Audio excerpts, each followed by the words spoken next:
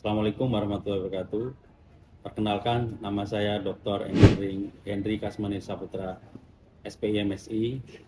Saya adalah dosen pada program studi Teknologi Produksi dan Pengembangan Masyarakat Pertanian, Sekolah Vokasi Institut Pertanian Bogor.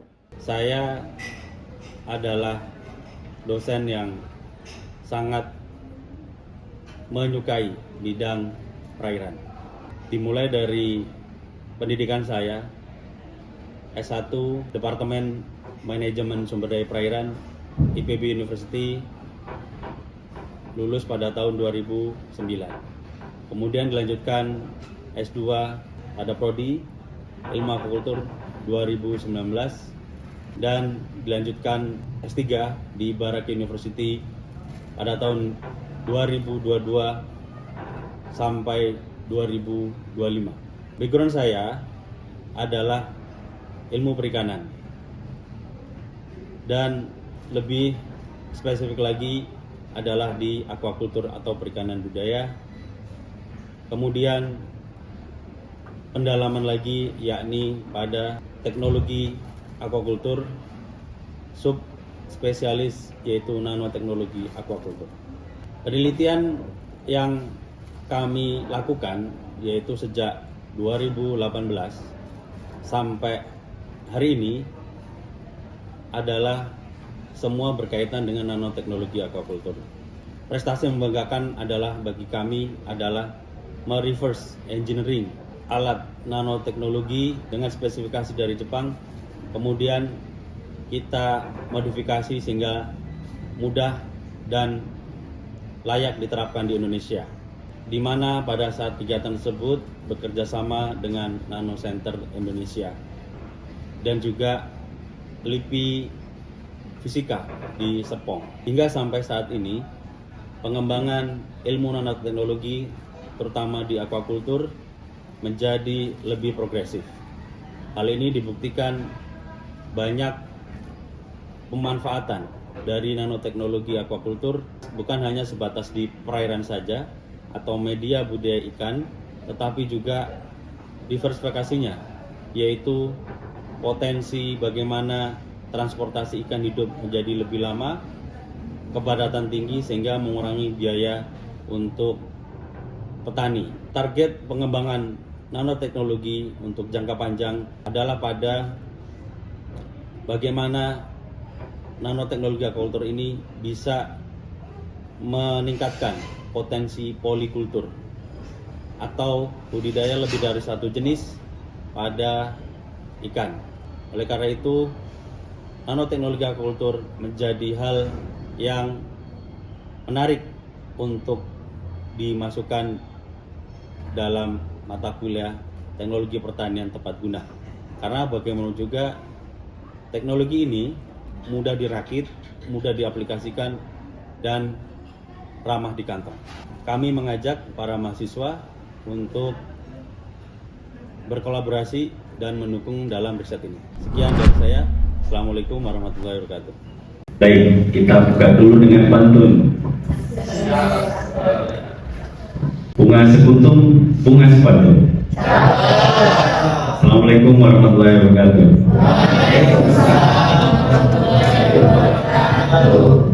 Alhamdulillah, pada kesempatan baik ini kita bertemu lagi dengan mata kuliah Teknologi Pertanian Tepat Guna, singkat TPTG ya, begitu.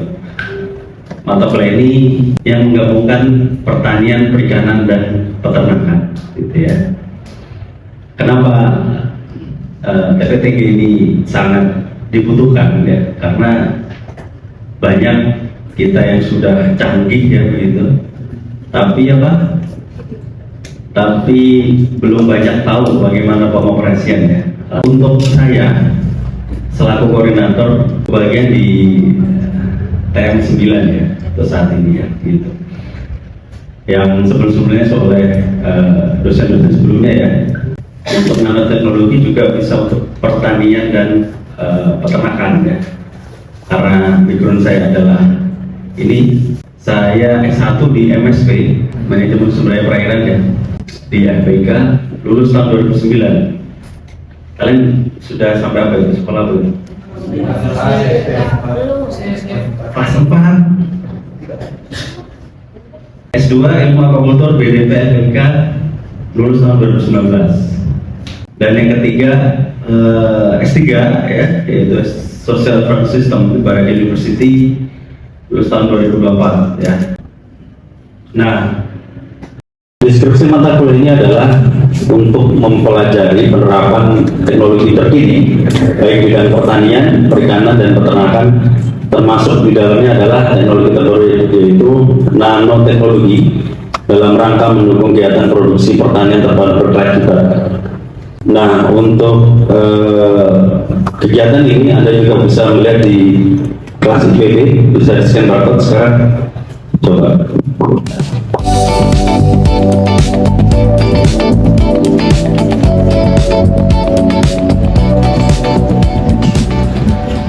Ya, ini adalah RPS-nya, rekan-rekan semua mahasiswa sekalian.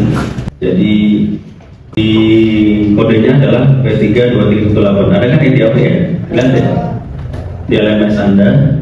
Nah, ini RPS-nya, kodenya 2318. CPL-nya ada CPL Prodi. Siapa yang belajar tulisan di Prodi itu, kalau di sini ada 5 ya teman-teman. Jadi ada 5, kenapa 5? Karena ini menyangkut pertanian terpadu, semuanya ada. Sekarang apa CPMK? Capaian pembelajaran mata kuliah. Ada 4 ya. CPMK 1 mampu memahami konsep ilmu sains, prinsip kerja alat, dan jenis teknologi berguna yang sesuai kebutuhan di lapangan. Ya, jadi ternyata mulai sekarang banyak pengembangan ya teknologi berguna. Supaya apa? 1, mempercepat pekerjaan. 2, menghemat waktu atau biaya. Kemudian yang kedua, mampu mengidentifikasi kebutuhan teknologi tepat guna, yaitu nanoteknologi di pertanian terpadu, yakni perikanan dan peternakan ya. Kemudian CPMK 3 mampu merancang desain dan mengembangkan teknologi tepat guna yang bersifat solutif bagi pertanian terpadu berkelanjutan. Nah, bagaimana desain supaya bisa membuat alat ya. Yang keempat adalah mampu mengkalkulasi kebutuhan produksi teknologi tepat guna sehingga hasil penjualan menjadi lebih tinggi. Jadi bukan hanya menguasai atau belajar bisa, tapi juga harus bisa menjual. Targetnya besar karena kita adalah pendidikan vokasi gitu ya bagi semua. Nah, untuk sub CPMK itu ada banyak sekali ya, ada 10. Yang pertama, mampu mendeskripsikan komponen dasar dari sistem teknologi terpadu dan perannya dalam melakukan pembelajaran kegiatan agro. Yang kedua, mampu mengidentifikasi permasalahan dan solusinya pada saat penerapan teknologi tepat guna. Yang sub CPMK yang ketiga, mampu merancang dari desain hingga pembuatan mockup dari teknologi tepat guna. Keempat, mampu berkompetisi dengan produk lain, produk tepat guna dari luar. Yang kelima, mampu mengoperasikan teknologi tepat guna dan teknologi pada kegiatan budaya pertanian. Yang keenam, mampu mengoperasikan teknologi tepat guna, nanoteknologi juga sama pada kegiatan budaya perikanan atau aquaculture. Nah, ini yang hari ini yang kita sedang kuliahkan dari ini. Kemudian sub CPMK 7 mampu mengoperasikan teknologi tepat guna atau teknologi pada kegiatan budaya peternakan. Jadi pertanian 5, keenam adalah aquaculture atau perikanan budaya, dan yang ketujuh adalah budaya peternakan.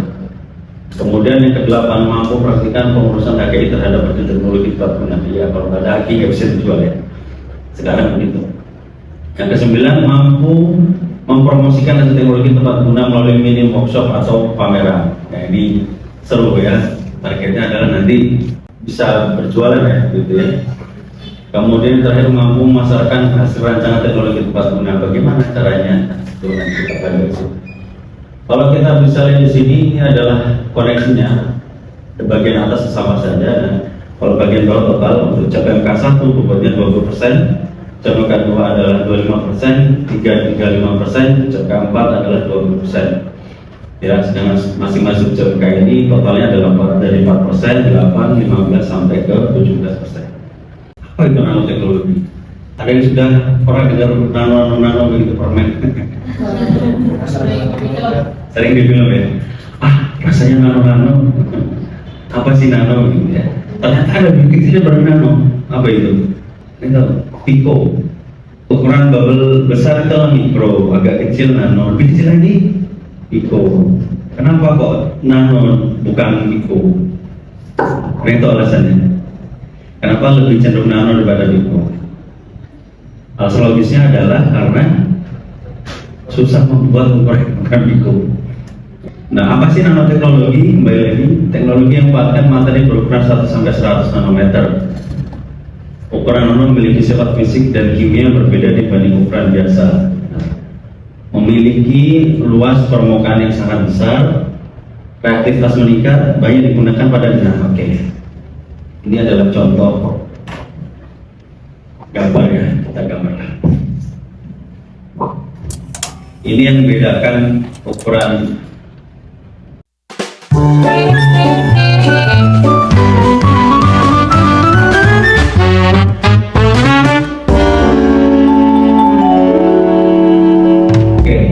Ini roti ya. Pertanyaannya, apakah roti tawar atau roti tawar yang dipotong kecil-kecil permukaannya lebih gede mana?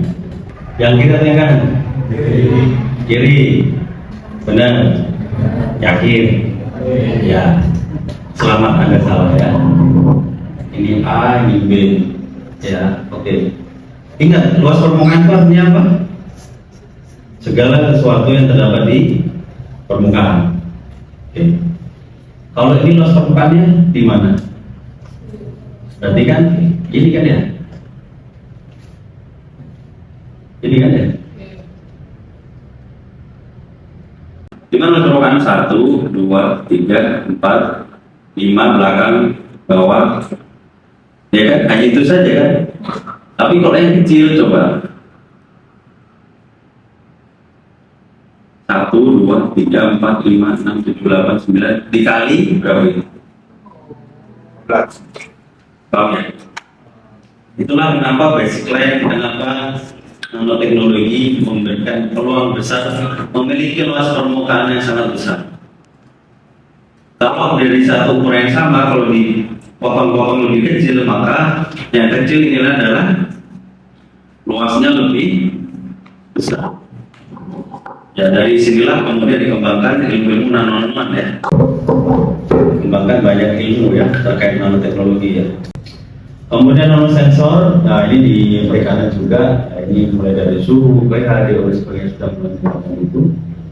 Ya, amonia dan sebagainya.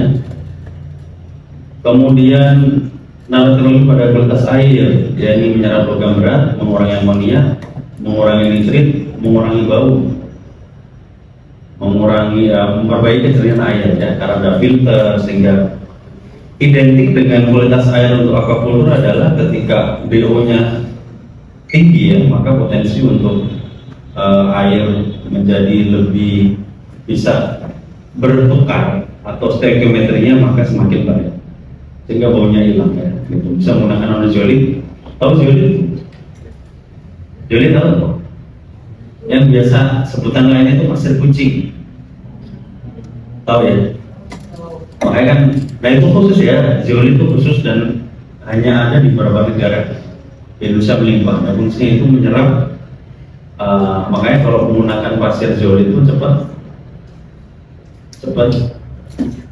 kering, baunya cepat hilang. Apalagi menggunakan nanozeolit. Nanokarbo tadi ya bisa untuk apa? Pembersihan lebih cepat gitu, mengurangi racun. Termasuk norit. Pernah dengar norit? Norit itu adalah salah satu obat ya, yang kalau lagi diare terus menerus bisa minum itu. Pernah dengar ya? Yang warna hitam? Nah itu dari nanokarbon. Kemudian nanosilika. Kalau nanosilika ini membantu kalau biasanya di alga bisa lebih cepat ya pertumbuhannya. Resiko penggunaan teknologi ya, anggap saja nanobubble ya supaya mudah. Toksisitas bioakumulasi. Tahu bioakumulasi? Bio itu organik, akumulasi itu apa? Menggumpal ya. Ini bisa meningkatkan proses penggumpalan lebih cepat. Kemudian toksisitas organisme ya. Jadi kalau rentan otomatis ada organisme yang malah jadi kebal ya, jadi malah berbahaya. Gangguan ekosistem ya, kalau terlalu banyak apa yang terjadi, ada organisme tertentu yang cenderung bertumbuh ya. cenderung lebih cepat pertumbuhannya dibandingkan yang lain. Kemudian kontaminasi lingkungan ya juga sama harus dihindari. Harga teknologi masih tinggi ya untuk nanoteknologi. Karena Indonesia belum captive ya. Nanoteknologi di agrikultur membawa manfaat besar, tapi juga potensi meningkat toksitas. Nah, ini jadi challenge-nya gitu. Oke, saya akan sedikit menggambarkan kenapa sih ini bisa terjadi semuanya ya. Oke, saya kebetulan membawa piranti bagian dari nanoteknologi, lebih khusus nanobubble. Bentar ya. Ada yang bisa bantu saya ke depan? Volunteer? Bisa? Jadi ceritanya nanobubble ini terjadi dua item, dua bagian. Yang pertama adalah pompanya, pompa. Yang kedua adalah nozzle-nya. Terus kemudian ini pengatur udara. Bisa tolong dilepas. Jadi ini adalah nozzle. Nozzle itu adalah tempat pertemuan antara tekanan udara dan air, sehingga dimanfaatkan menjadi lebih kecil. Ya. Udara yang lewat sini, ya. Kemudian kalau Anda lihat, ini lubangnya lebih kecil. Bisa tolong ditunjukkan teman-teman. Kelihatan kan? Ini bukan sulap ya. Ya, jadi ini aja. Oke. Jadi nanti tekanan airnya dari mana? Dari pompa ini, ya. Kemudian masuk ke atas. Kemudian di sini terjadi pertemuan tekanan ya antara udara dan air. Ya. Semakin besar wattnya ukuran pompa, maka potensi ukuran kecilnya semakin besar terbentuk. Ya, tapi kalau pompanya lebih kecil, maka kemungkinan tidak terbentuk. Ya. Terus kemudian apa fungsi udara? Fungsi udara ini tadi fungsinya adalah membantu gelembung. Gelembungnya gede sebenarnya dari sini ya. Cuma karena di sini dibantu oleh tekanan yang sangat kuat ya, jadi hasilnya bisa lebih kecil. Dan ini ada suction. Suction istilahnya pernah lihat ini nggak? Infus di rumah sakit ya. Nah itu yang buat ngatur itu. Jadi ini karena peragaan saja. Jadi ini buat diputar, lebih kecil, stabil sebagainya gitu ya. Jadi ini dipengaruhi oleh pompanya ini dan juga oleh udara bebas. Pertanyaan Pak, boleh nggak Pak kalau diganti oksigen murni? Boleh. Lebih keren lagi. Jadi kalau ini DO-nya hanya saturated sampai 7,4, 7,8.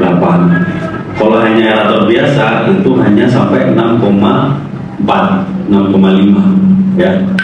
Nah lebih keren lagi menggunakan oksigen murni itu sampai 30 ya, tapi kenapa? Iya gitu ya. Jadi ini tipe nozzle. Nah pertanyaan tadi, kenapa kok bisa bioakumulasi prosesor? Karena begini teman-teman, kalau terlalu lama ini digunakan, apa yang terjadi? Akan menimbulkan mutan ya. Misalnya diletakkan di perairan tertentu, nyalain terus menerus tanpa berhenti, apa yang terjadi? Akhirnya yang awalnya nggak tahan, lama-lama adaptasi, ada yang terjadi? Iya, berbahasa begitu lah, berevolusi. Jadi lebih struggle. Akhirnya apa? Perkembangan lebih cepat dan akhirnya merugikan yang lain. Ya. Terus apa hubungannya akumulasi? Karena ukuran kecil itu mudah lengket, mudah nempel ke, misalnya nih di depan kita tuh kita kasih remah-remah roti misalnya, terus kita nyalakan ini terus menerus, apa yang terjadi? Roti itu akan ngambang karena terangkat oleh bubble kecil naik, karena apa namanya terlalu banyak yang ngangkat, otomatis kan berat ya, gumpal itu akhirnya jatuh ke dasar. Kalau memang nanobubble sendiri itu stabil di perairan tanpa ada apa-apa, ya nyair saja, itu nanobubble itu bisa bertahan sampai 3 hari. Jadi posisinya bukan di permukaan lagi, tapi di tengah-tengah. Makanya kalau Anda mau coba nih ya untuk aplikasi di ikan itu akan cenderung bisa lebih daya tahannya lebih bagus. Karena apa? Oksigen stabil terus. Ya, tapi kembali lagi karena digunakan cepat habis. Oke, sampai sini ada tanya kan? Silakan. Baik, terima kasih Bapak. Perkenalkan nama saya Muhammad Fakih. Jadi bertanya Pak, kan Bapak tadi sempat menceritakan kalau nano bubble ini atau fine bubble ini kan bisa memperbaiki atau memproduksi hewan ini ya, sampai-sampai kalau berlebihan dia bisa evolusi, tapi kalau bisa diatur kan jadi nggak perlu dievolusi lagi gitu. Nah, kalau kayak gitu kan seakan-akan kan kayak MSG. Kalau di MSG itu kan rasa makanan itu menjadi lebih gurih. Nah, itu kan udah ada undang-undangnya dalam WHO. Nah, kalau fine bubble ini secara internasional juga seperti itu nggak sih Pak? Nah, untuk yang pertanyaan kedua, di Indonesia udah ada belum sih undang-undang juga masalah si fine bubble ini atau si nanoteknologi ini? Terima kasih. Baik, terima kasih pertanyaan sama Pak Kik ya tadi ya. Betul. Regulasi di FAO sendiri belum ada ya sebenarnya, karena yang regulasi yang diperketat itu adalah alatnya. Alatnya itu aman nggak, gitu ya. Termasuk kan tadi sebutkan di awal bisa juga untuk kedokteran. Untuk membuat alat yang bisa mencetak nano itu belum banyak. Nah, maka dari itu di FAO sendiri, di PBB ya, di UN ya, itu sudah mulai mengklasterisasi klaster ya. Ada bidang sendiri yang berkaitan dengan nanoteknologi ya, gitu. Walaupun badannya bisa masuk ke badan atom ya, atau badan fisika yang lain. Tapi di Jepang itu sudah lama. Jadi oleh di Jepang namanya badan fine bubble, bukan badan nano bubble. Nah, ini menarik. Kenapa beda gitu ya? Jadi begini teman-teman. Kalau di Jepang kepercayaan mereka adalah bahwa walaupun produksi nano bubble di mereka atau nanoteknologi di sana itu sangat pesat, tapi mereka berpikir realistis. Kalau fine bubble itu apa yang bedakan? Nah, pertanyaan itu yang membedakan adalah kalau nano bubble ukurannya itu selalu stabil, mau 2 jam, 4 jam, 5 jam sampai 10 hari tetap sama ukurannya, kecil terus. Nah, kalau fine bubble kenapa Pak? Kalau fine bubble ukurannya beda. Somehow itu bisa menjadi nano, somehow juga bisa menjadi mikro. Ya, misalnya sejam bisa mikro nih, tapi ya kembali lagi karena ini bersifat portable, fine bubble ini lebih mudah pengoperasiannya sehingga tidak membutuhkan alat khusus seperti nano bubble. Pelan-pelan ya jelasnya. Maka dari itu di Jepang lebih, kenapa fine bubble? Supaya masyarakatnya lebih giat lagi meriset gitu ya. Karena kalau dibentokkan dengan nano bubble atau nanoteknologi, jatuhnya mereka akan nyerah duluan. Wah, regulasinya susah, atau harus stabil. 1 jam ukuran nano terus, ya bagaimana caranya? Nah, seperti itu. Nah, kembali lagi, maka di internasional itu terutama di UN sendiri ya belum memvalidasi itu, yang sudah hanyalah alat, cara atau spesifikasi alat itulah yang disertifikasi.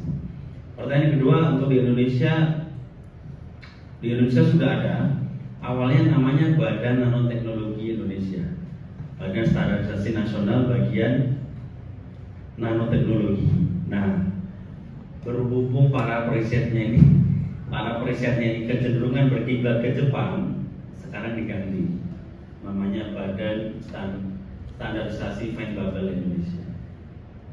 Nah, kembali lagi, apakah terkait penggunaannya untuk sertifikasi misalnya ke pangan? Belum juga. Baru dibentuk Mas. Sekitar 2020-an baru dibentuk.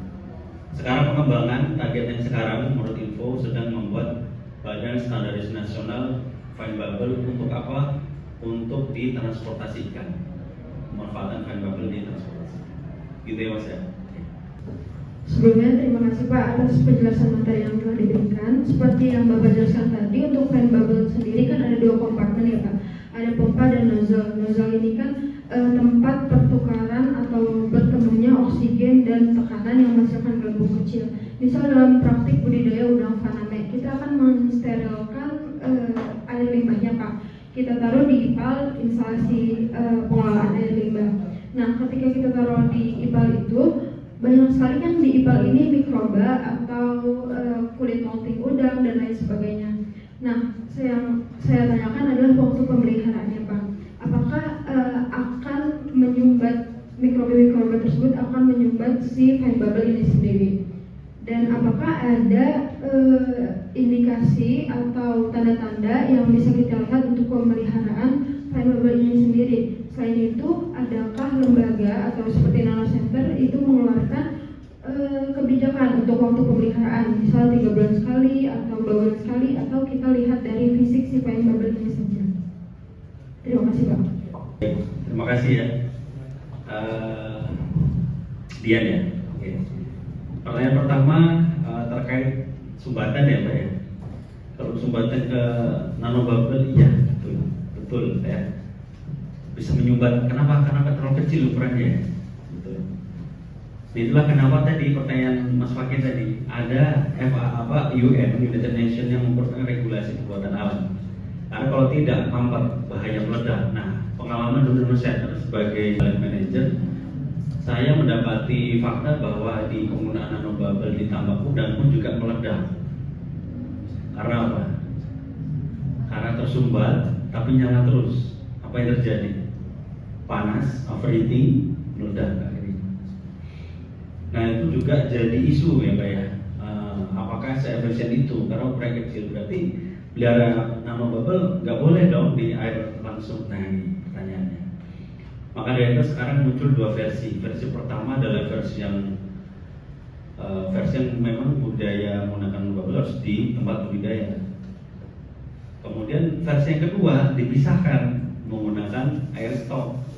Air stoknya dibuat fine bubble atau nano bubble baru digunakan supaya mengurangi potensi mampat.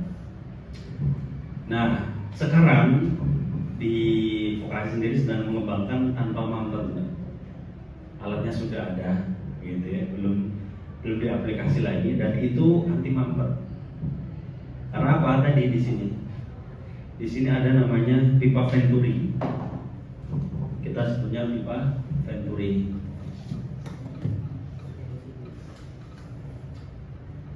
Ya, ini menggunakan hukum Bernoulli ya. Yang intinya di sini menggunakan pemampatan dari gas dan air tadinya, sehingga potensi lubangnya kecil dimampat. Pertanyaan berikutnya terkait ada aturan 3 bulan sekali, sebenarnya tidak ada. Malah sebenarnya kalau bisa per hari supaya dicek supaya nggak mampat. Makanya aturan tadi dua jalur ya. 2 jalur supaya mau pakai air stok atau langsung. Baiknya air stok supaya aman gitu ya. Tapi kalau langsung ya resikonya dulu. Oke, saja ya. Ada lagi? Kayak. Nah, ini yang terakhir nih teman-teman.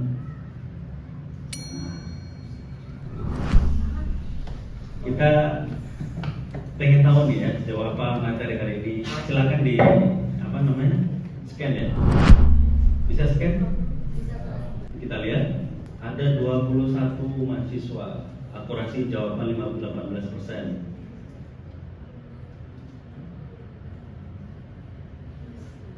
Ada yang udah selesai nih? Belum. Nomor 2 Julio, nomor 3 Sidik. Sidik udah selesai? Udah ada lagi. Wah, Julio memimpin ya, 100%. Guys, Yusuf Ledian, Ozan et al, Pres, Sidik, Ismail. Berarti hampir 50% di bawah 7 jawaban benar ya. Oke, ya apa-apa. Ini nanti dipelajari lagi di rumah. Biasanya menurut teori memori ya, semakin Anda mengulang, lebih banyak mengulang, maka semakin Anda paham dan tidak teringat lagi. Baik, terima kasih semuanya. Saya sudah cukup. Saya tutup dengan pantun. Burung pelikan, burung cendrawasih. Cukup sekian dan terima kasih. Assalamualaikum warahmatullahi wabarakatuh.